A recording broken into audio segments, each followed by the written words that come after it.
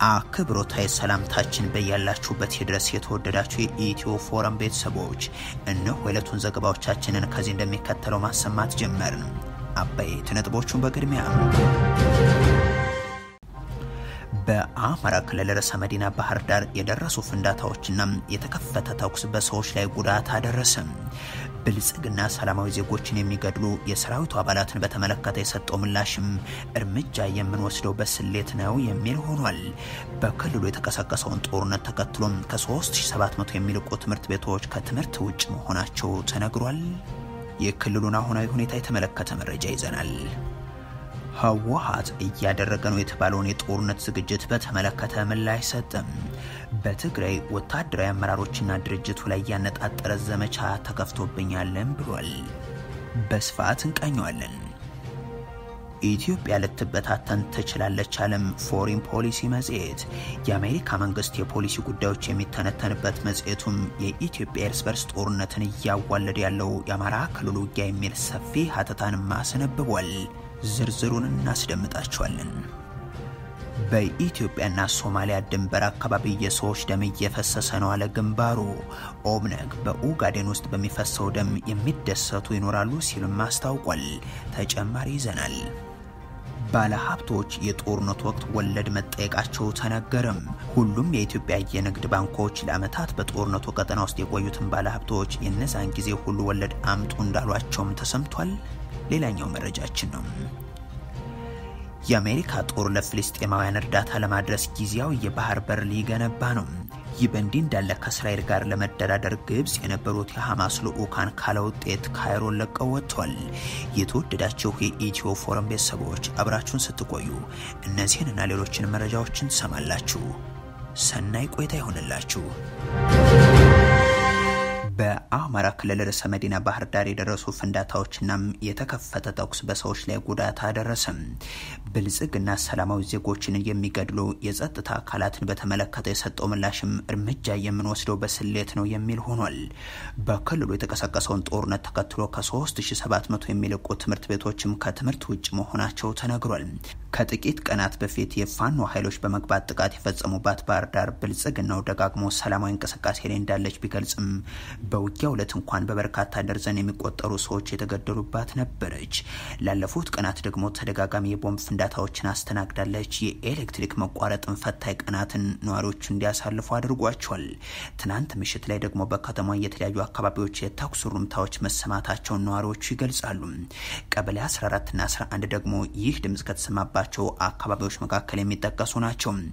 ይህ የተኩስ ድምጽ የተሰማው ደግሞ 6ኛ የፖሊስ ጣቢያ ላይ የቦምብ ፍንዳታ ደርሶ ጉዳት ከተስተናገደ በኋላ ነው። በተመሳሳይ ቀበሌ 14 ላይ በርካታ የአድማ ብተና አባላት ይንቀሳቀሱበት የነበረ ተሽከርካሪ ላይ ጥቃት ተከፍቶ የተገደሉ እንዳሉም ተሰምቷል። ከነዚህ ክስተቶች በኋላ ነው እንግዲህ በከተማዋ አንዳንድ ስፍራዎች ላይ የተኩስ ድምጽ የተሰማው። በነገው ዕለት ከክልሉ የተለያዩ አካባቢዎች የተጠሩ የብልጽግና አመራሮች ለስብሰባ እንደሚቀመጡ የሚጠበቅ ሲሆን የፋኖ ኃይሎች አሁን በርዕሰ መዲናዋ ባህር ዳር ውስጥ መሰል ጥቃቶችን እየሰነዘሩ መሆኑ ደግሞ ስጋትን ፈጥሯል። በክልሉ የተለያዩ አካባቢዎች የቀጠለው ውጊያ በርካታ ቁጥር ያላቸው ተፋላሚዎችን ከመግደሉ ባሻገር ከህፃናት እስከ አረጋውያን ድረስ ያሉ ሰላማዊ ዜጎች የጦርነቱ ሰለባዎች መሆናቸውም የሚታወቅ ነው። በዚህ በኩል በቂ ማስረጃዎች ቢኖሩም የክልሉ ሰላምና ጸጥታ ቢሮ ኃላፊው አቶ ደሳሌ ጣሰው ግን ይህንን ይክዳሉ። በክልሉ እየተካሄደ ባለው ጦርነት የመንግስት ኃይሎች በንጹሃን ላይ ከህግ ውጭ ጥቃት ይፈጽማሉ ተብለው የተጠየቁት አቶ ደሳለኝ የጸጥታ ኃይሉ በስካሁኑ ሂደት በስሌትና በጥንቃቄ እየሰራ ነው የሚል ነው መልሳቸው። እንዲህ ያለ ምላሽ የሚሰጡት ሹም ናቸው እንግዲህ ሌሎች ያደረጓቸው ንግግሮች የአማራ ህዝብ ያምናቸው ዘንድ ሲጠይቁ የሚደመጡት። አስተዳደራቸው ክልሉ አንጻራዊ ሰላም ላይ ነው ቢልምቀሉም በተለያዩ አካባቢዎች የሚደረገው ውጊያ ግን ቦታውን እየቀያየረ እንደቀጠለ ነው። በምዕራብ ጎንደር ደንቢያ፣ ዳባ፣ ወቀራኮና ግራጭ በተባሉ አካባቢዎች የተደረገው ውጊያ በርካቶች የተገደሉበት ረጅም ሰዓታትን የቆየ ስለመሆኑ የተገኘው መረጃ ያመለክታል። በደቡብ ጎንደር ጋይንት፣ በምዕራብ ጎጃም ደንበጫ አካባቢ፣ በደቡብ ወሎ አምባሰልና ደሴ አቅራቢያ የተኩስ ልውውጥ የሚሰማባቸው አካባቢዎችም ናቸው። በክልሉ ለወራት የዘለቀው ጦርነት ከፍተኛ ተጽዕኖ ካሳረፈባቸው መስኮች መካከልም ትምህርት አንዱ ነው። ልጆች አሁን በአለባሌ ቦታ ነው አንዳንዶች ቱርጌት የሚውለው በአብዛኛው በጣም እያዘነ ነው ያለው። በጣም እያለቀስን ነው ያለው። ትምህርት አለመከፈቱ ብዙ ስለንቦናችንን ጎድቶታል። በዛት ምንማርም ቀን አይወጣልንም እያለ ሴቱ ባል ያገባ ነው የተቀመጠው ወንድ ልጅ ሁሉ ቤት ነው የሚውል ካርታ ነው የሚውለው በክልሉ በአሁኑ ወቅት በርካታ ትምህርት ቤቶች ወታደራዊ ካምፕ ሆኗል በድሮን የተመቱ መምህራንና ተማሪዎቻቸው ጫካ የገቡባቸውም ጥቂት የሚባሉ አይደሉም በክልሉ ዘንድሮ ትምህርት መመዝገብ ከነበረባቸው ውስጥ 2.6 ሚሊዮን የሚሆኑ ተማሪዎች አልተመዘገቡም ከተመዘገቡት ውስጥም ጦርነቱ ሞቅ ሲል የሚቀሩ ቀዝቀዝ ሲል ደግሞ የሚሄዱ ይበዛሉ 1 ሚሊዮን አካባቢ የሚሆኑ የክልሉ ህፃናትን በዚህ ዓመት አዲስ መመዝገብ እያለባቸው ይህንን ምዝገባ አላደረጉም በአጠቃላይ በክልሉ ካሉ ትምህርት ቤቶች ውስጥም 3700 የሚሆኑትን ተማሪዎች አልረገጧቸውም እንዲህ ያለ ቀውስ ውስጥ ያለውን ክልል ችግር የሚያቃልለው አገዛዙ ግን በየተራ የሀገሪቱን ማህበረሰብ የማድቀቅ ፕሮጀክቱን ያሳካ ዘንድ ጥያቄዎቹን አነስተኛ ጥያቄዎቹን ዘራፊና ጽንፈኛ መፍትሄውንም የሰፈር ሽምግልና ነው በሚል የፖለቲካ የመስጠት ፍላጎት እንደሌለው የመጣበት መንገድ በግልጽ የሚያሳይ ሆኗል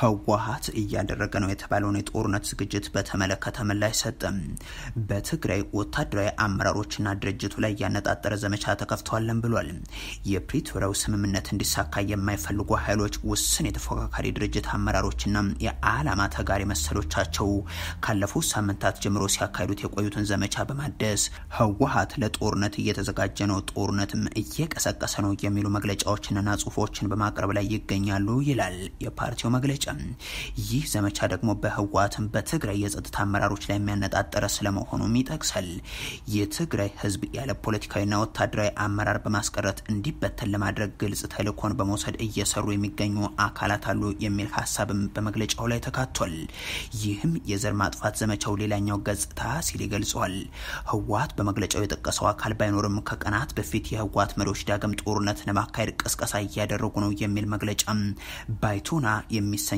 በክልሉ የሚንቀሳቀሰው ፓርቲ አውጥቶ እንደነበር ግን የሚታወስ ነው ህወሓት ግን የድርጅቱ የትናንትና የዛሬ የሚሆን ወደፊት ስትራቴጂካዊ ምርጫ ሰላም ነው ያለ ይቀጥላል የትግራይ ህዝብ በታሪክ ወዶና ፈቅዶ ሌሎች ላይ ለማመጽና ለመውረር ያካሄደው ጦርነት የለም ለመልካም ጉርብትናና ትብብር ሲባል ከድርሻው በላይ ዋጋን የከፈለም ህዝብ ነው የሚለው ህወሓት እኛም ከዚህ የተለየ ፍላጎት የለንም ሲል የሚያሳውቃል ይህ በእንዲህ ያለ ካለፉት 6 ዓመታት በተለይም ደግሞ ጄኖሳይዳዊ ሲል በጠራው ጦርነት ከተከፈተ ካለፉት 3 ዓመታት ወዲህ እንደ ህዝብና ድርጅት ያካሄድ ነው የህልውና መከታከፍ ፍጹም የዘር ልቂት አሁን ወዳለንበት ሰላማዊ ፖለቲካዊ ትግል እንዲሸጋገር አድርጎታል የሚለው መግለጫው ይህ የሆነው ደግሞ ተደራጅቶና አንድነቱን ጠብቆ ስለታገለ ነው ድርጅታችን የህልውናችንና ድላችን ምንጭ ነው በማለት ያክላል ይህ ግዙፍ አቅም ስለሚታወቅም ነው ድርጅቱን ለይቶ ለመምታትና ከትናንት እስከ ዛሬ ብዙ ጥረት እየተደረገ የሚገኘው የሚለው ህወሓት የዚህ አንዱ ማሳያ ሲል ያቀረበው ደግሞ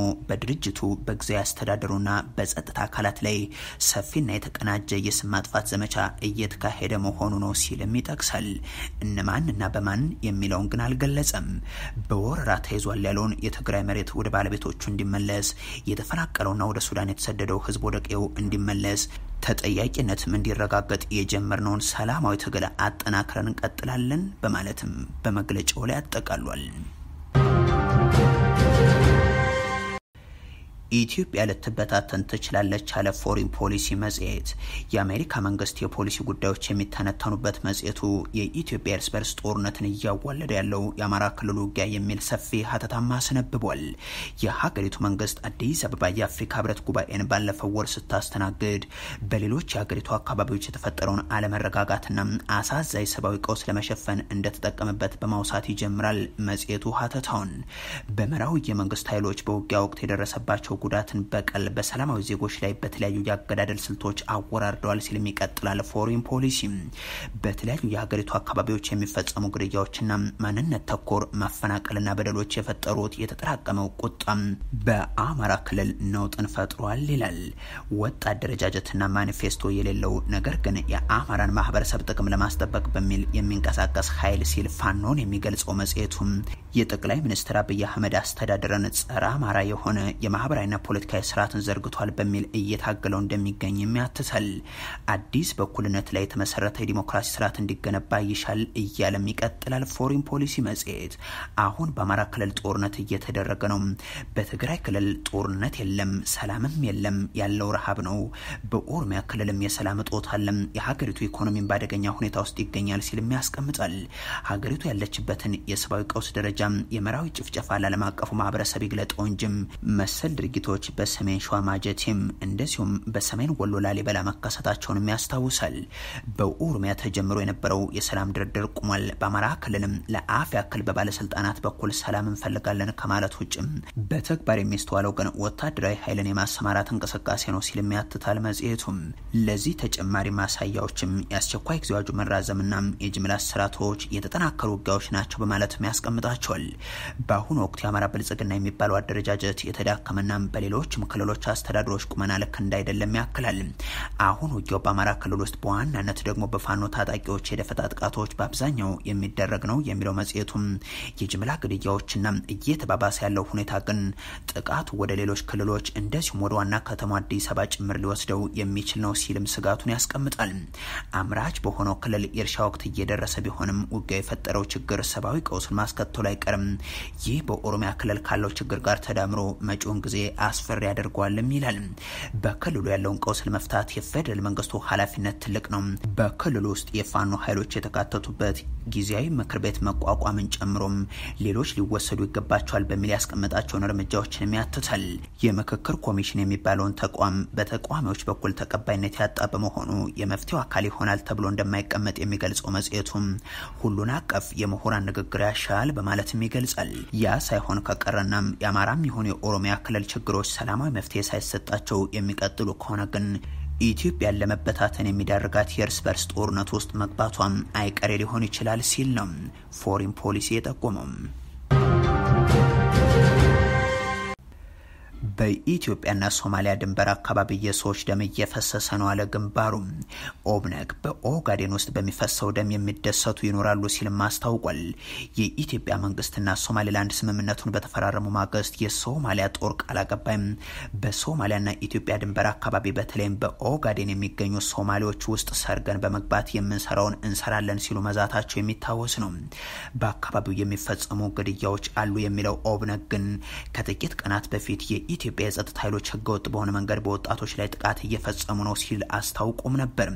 ትናንት ደግሞ በሶማሊያ ክልል ኦጋዴን አካባቢ የንጹሃን ደም እየፈሰሰ ነው የሚል መግለጫን አሰራጭቷል። ኦብነግ ኦጋዴን ውስጥ በሚፈሰው ደም የሚደሰቱ አካላት ይኖራሉ ያለው ኦብነግ ሆኖም እነዚህ አካላት አንድ ቀን የኛ ጊዜ እንደሚመጣ መርሳት የለባቸውም በማለትም አስጠንቅቋል።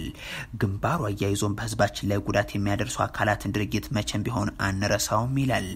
ኦብነግ አሁን በክልሉ ህዝብ ወይንም በኦጋዴን አካባቢ ባለው ህዝብ ላይ ጉዳት ያደርሳሉ ወይንም ደም ያፈሳሉ ያላቸውን አካላትን ግን በስም ለይቶ አላስቀመጠም።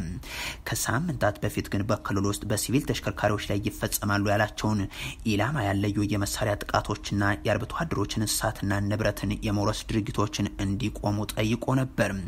ከ5 ዓመታት በፊት ከክልሉ መንግስት ጋር የሰላም ስምምነትን ተፈራርሞ ወደ ሰላማዊ የፖለቲካ እንቅስቃሴ የተመለሰው የቀድሞው አማጺ ኦብነግ በተለያዩ ጊዜያት በሙስጠፋ መሐመድ አስተዳደር የጸጥታ ኃይሎች ላይ ቅሬታውን ሲያሰማ መቆየቱም የሚታወቅ ነው። ባለሀብቶቹ የጦርነት ወቅት ወለድ መጠየቃቸው ተነገረ። ሁሉም የኢትዮጵያ ባንኮች ለአመታት በጦርነት ቀጠና ውስጥ የቆዩትን ባለሀብቶች የዛን ጊዜ ሁሉ ወለድ አምጡ እንዳሏቸውም ተሰምቷል። የብልጽግናው መንግስት በትግራይ ክልል ጦርነት ባደረገባቸው አመታት ውስጥ በክልሉም ይሁን ከክልሉ ውጭ የሚገኙ የትግራይ ተወላጆችን የባንክ አካውንት በመዝጋት ባለሀብቶችን ከየትኛውም የስራ እንቅስቃሴ እንዲታገዱ በማድረግ ያሏቸውን ኢንዱስትሪዎችና አገልግሎት መስጫዎችን በማውደም እንደሆነም የሚታወስ ነው። በነዛ አመታት የትልልቅ ቢዝነስ ባለቤት የነበሩም ከባንኮችም ተበድረው እየሰሩ ለዜጎችም የስራ ዕድል የፈጠሩ ባለሀብቶችና ነጋዴዎች በጦርነቱ ምክንያት ባዶ እጃቸውን የቀሩ ጥቂት የሚባሉ አይደሉም። አሁን ደግሞ ኢትዮጵያ የሚገኙ ሁሉም ባንኮች በትግራይ ለሚገኙ ደንበኞቻቸው ከጦርነቱ በፊት ላበደሩት ገንዘብ ባንኮች የጦርነቱን ጊዜ ጨምሮ ወለድ እንዲከፍሉ መጠየቃቸው ለከፍተኛ ችግር እንዳጋለጣቸው ነው ነጋዴዎች የተናገሩት። ጦርነቱን ተከትሎ በትግራይ ላይ የደረሰውን ውድመት ማጥናቱን የሚገልጸው የትግራይ ክልል ጊዜያዊ አስተዳደር በአጠቃላይ የውድመቱን መጠን 80 ቢሊዮን ዶላር መሆኑን በቅርቡ መግለጹ ይታወሳል። የ2 ዓመቱ ጦርነት በትግራይ ባሉ የግል ዘርፍ ኢንቨስትመንት ላይም ከፍተኛ ኪሳራን አስከትሏል። የግል ባለ ሀብቶች ንብረት የሆኑ ኢንቨስትመንቶች ወድመዋል። ጥሬ ግብዓቶችና ማሽኖች እንዲሁ ከጥቅም ውጭ ሆኗል። በባንኮች የነበረ ገንዘብ ለ2 ዓመታት አለመንቀሳቀሱና የዋጋ ንረቱን ተከትሎ ያስቀመጡት ገንዘብ የመግዛት አቅም መዳከሙንም እነዚሁ ባለ ሀብቶች ይገልጻሉ። አንድ የመቀለ ከተማ ነጋዴም ከጦርነቱ በፊት ከአጠቃላይ ብድሬ ግማሹን ከፍዬ ነበር፣ ይሁንና በጦርነቱ ጊዜ መክፈል ባለመቻሌ በተደራራቢ ወለድ ዳግም ወደ መጀመሪያው እዳ ተመልሶ እንድከፍል ተጠይቄያለሁ ይላሉ። በጦርነቱ ወቅት ሁሉም ባንኮች በትግራይ ስራ ቆመው የነበረ ቢሆንም አስቀድመው ላበደሩት ገንዘብ ግን ወለድ መጠየቃቸው ተገቢ አለመሆኑን ያነሳሉ። በትግራይ ያሉ ነጋዴዎች ይህን ቅሬታቸው ለተለያዩ ባንኮች፣ ሚኒስቴር መስሪያ ቤቶችና ብሔራዊ ባንክ ጭምር ቢያስገቡም እስካሁን ግን ምላሽ አላገኙም። የአሜሪካ ጦር ለፍልስጤማውያን እርዳታ ለማድረስ ጊዜያዊ የባህር በር ሊገነባ ነው። ጊዜያዊ ጠረፍ ወደ ፍልስጤማውያን የሚጓዘውን እርዳታ መጠን ከፍ እንደሚያደርገው የሚናገሩት የአሜሪካ ባለስልጣናት በመቶዎች የሚቆጠሩ የጭነት መኪናዎች ይጓዛሉ ብለዋል። ነገር ግን ጊዜያዊ የባህር በር ማቋቋም ማለት የአሜሪካ ወታደሮች ወደ ስፍራው ይሰማራሉ ማለት አይደለም ሲሉም ፕሬዚደንት ጆ ባይደን ተናግረዋል። የተባበሩት መንግስታት በጋዛ ካሉ ነዋሪዎች 1/4 የሚሆኑት ለረሃብ ተጋላጭ ሆነዋል ብሏል። ፕሬዚደንት ጆ ባይደን ትናንት ለታችኛውና ላይኛው ምክር ቤት ባሰሙት ንግግርም ነው ይህንን የተናገሩት። ፕሬዚደንቱ እንደሚሉት ጠረፉ በአሜሪካ ጦር ሰራዊት የሚገነባ ሲሆን እርዳታውን ከባህር አውርዶ የባህር ዳርቻ ላይ የሚወስድ መንገድንም ያመቻቻል። እርዳታ ወደ መሬት ከወረደ በኋላ ማን ነው የሚጠብቀው ወይንስ እጣ ፈንታው ምን ይሆናል የሚሉት ወሳኝ ጥያቄዎች ግን እስካሁን ምላሽ አላገኙም። የመጀመሪያው እርዳታም በቆጵሮስ በኩል እንደሚገባ የታወቀ ሲሆን እስራኤልም እርዳታው ከመተላለፉ በፊት ፍተሻ ታደርግበታለች። ይህ ጠረፍ ወደ ጋዛ በየቀኑ የሚገባውን የእርዳታ መጠን ያሳድገዋል ብለዋል ፕሬዚደንት ጆ ባይደን። አክለውም እስራኤል ተጨማሪ እርዳታ እንዲገባ በመፍቀድ የራሷን ድርሻ ልትወጣ ይገባል ካሉ በኋላም የሰብአዊ እርዳታ ሰራተኞች ጉዳት እንዳይደርስባቸው ልትጠብቃቸው እንደሚገባ ነው ያሳሰቡት። ይህ በእንዲህ እንዳለ ከእስራኤል ጋር ለመደራደር ግብጽ የነበሩት የሐማስ ልዑካን ካለ ውጤት ካይሮን ለቀው ወጥተዋል። በሁለቱ ወገኖች መካከል ላለፉት ቀናት ሲካሄድ የነበረው የቀጥታ ንግግር ከስምምነት ላይ ሳይደረስበት ቢቋረጥም በተዘዋዋሪ የሚደረገው ድርድር ግን እንዳላበቃ ሐማስ አስታውቋል። በሚቀጥለው ሳምንት ከሚጀመረው የረመዳን ጾም ጋር በተያይዞም ለ40 ቀናት የሚቆይ ተኩስ አቁም ይደረጋል ተብሎ ቢጠበቅም ሳይሳካ ቀርቷል። ጋዛ ውስጥ በተከሰተ የምግብ እጥረት ምክንያት በረሃብ አደጋ እያንዣበበ መሆኑን ተከትሎ የተኩስ አቁም ስምምነት እንዲደረስ ዓለም አቀፍ ግፊቱ እንደቀጠለ ይገኛል። የግብጽና ኳታር አደራዳሪዎች እስራኤል ከእስር ቤቶቿ በመትለቃቸው ፍልስጤማውያን ምትክ እስራኤላውያን ታጋቾች ሐማስ እንዲለቅ ስምምነት እንዲደረስ ጥረት ሲያደርጉም ቆይቷል። በስምምነቱ የሚለቀቁ በሐማስ እጅ በህይወት ያሉ ታጋቾች ስም ዝርዝር እንዲሰጣት በመጠየቅ እስራኤል ተደራዳሪዎቿን ወደ ግብጽ አላከችም ነበር። የእስራኤል ሐማሱ ጦርነት ከተጀመረ ወዲህም እስካሁን የተገደሉ ፍልስጤማውያን አሃዝም 30800 አካባቢ ደርሷል። በሰሜናዊ ጋዛም እስከ 300,000 የሚሆኑ ፍልስጤማውያን ያለ ንጹህ ውሃና ያለ ምግብ እየኖሩ እንዳለ እየተዘገበ ነው። የአሜሪካ መንግስት ወደ ጋዛ እርዳታ ለማስገባት የተለያዩ አማራጮችን እየተጠቀመ ሲሆን እስራኤል ይህ እንዲሆን የበኩሏን እንድትወጣ ጫና በማሳደርም ላይ ነው። ባሳለፍነው ሳምንት ከ100 በላይ እርዳታ ሊቀበሉ የወጡ ፍልስጤማውያን መገደላቸውም አይዘነጋም። ፍልስጤማውያኑ እንደሚሉት እርዳታ ለመቀበል ወጥተው ሳለ ነው የእስራኤል ወታደሮች ተኩስ የከፈቱባቸው። የተወደዳችሁ የኢትዮ ፎረም ቤተሰቦች ለዛሬ ያሉን መረጃዎች እነዚህ ናቸው። መልካም ጊዜ።